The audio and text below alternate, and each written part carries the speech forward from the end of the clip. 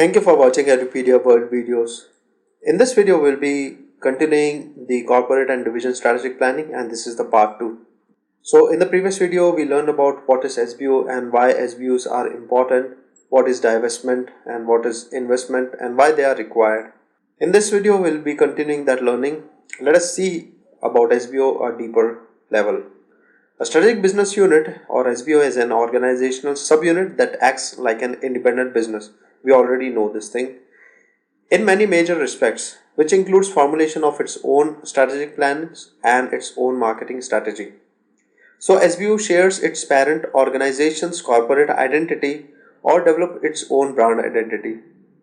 Depending on the degrees of freedom allowed by the management of division, which we learned in the last video itself, a one-fit-all strategy approach would be inadequate in large diversified organization and multinational companies. For example, if ITC, which has FMCG, which has hotels, which has clothing as well, and stationery items as well, if everything was governed with the same perspective of marketing, with the same strategic planning, then I think that ITC would not have been successful as it is now.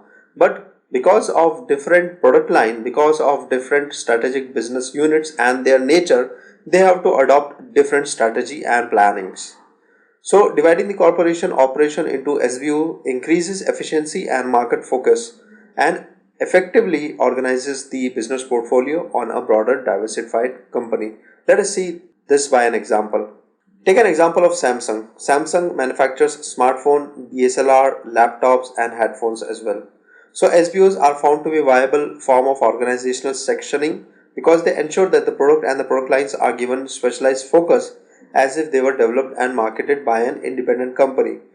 This last line is important to us, as if they were developed and marketed by an independent company. The strategy that Samsung is adopting for the smartphone may not be applicable to the DSLR.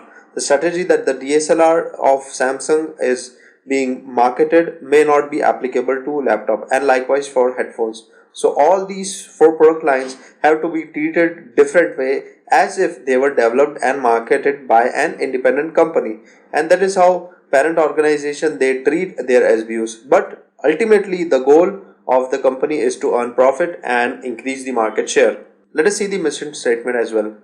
We have already understood that mission statement of a parent organization is a broader mission statement, and if there are SBOs under that parent organization, their mission or vision statement will be related to the parent organization's mission statement. So the SBO is driven by its own mission statement, which would be independent of parent firm and the other SBOs in the organization itself. I took the example of ITC. ITC has FMCG divisions, lifestyle retail division, hotel division and agricultural goods division as well. So under FMCG they are manufacturing products like cigarettes, cigars, or under food they are manufacturing like chips or even wheat flour and other things. In personal care they are also giving some good products like Fiyama, D-Wells and other things, and education and stationery, lifestyle retailing, safety matches and agarbattis. So these are from the ITC.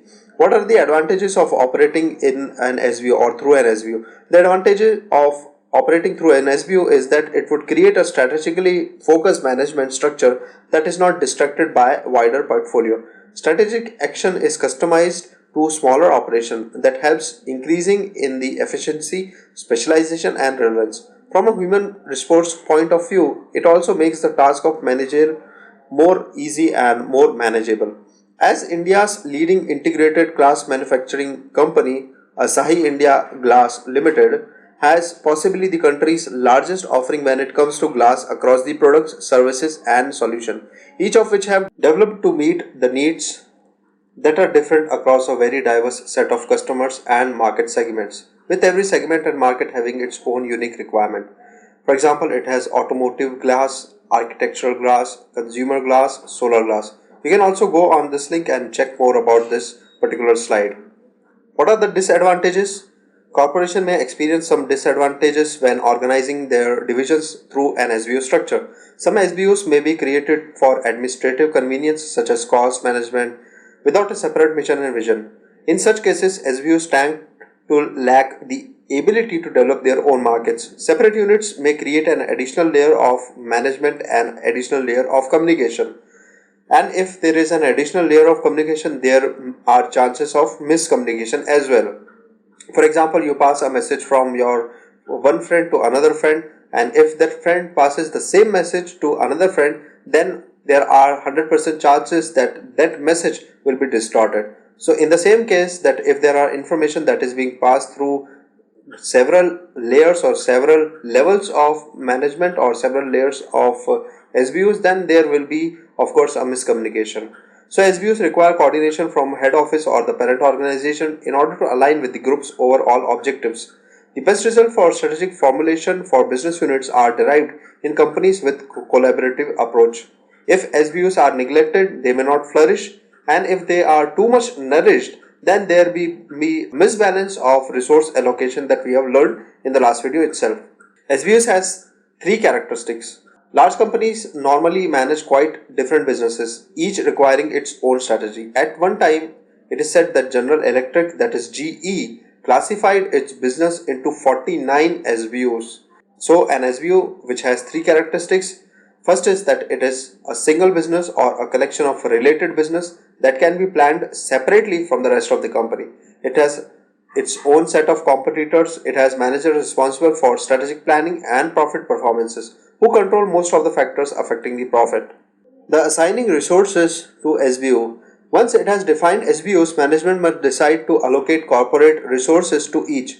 Several portfolio planning models provide ways to make investment decisions. The GE McKinsey matrix classifies each SBUs by extent of its competitive advantage and attractiveness in the industry itself.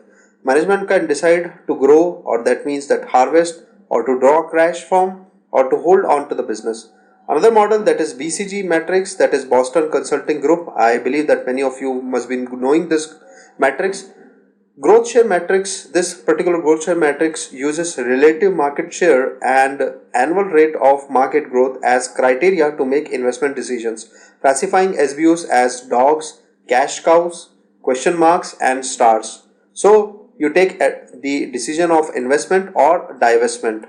In the next lesson, we will be understanding assessing of the growth of SBUs. Thank you.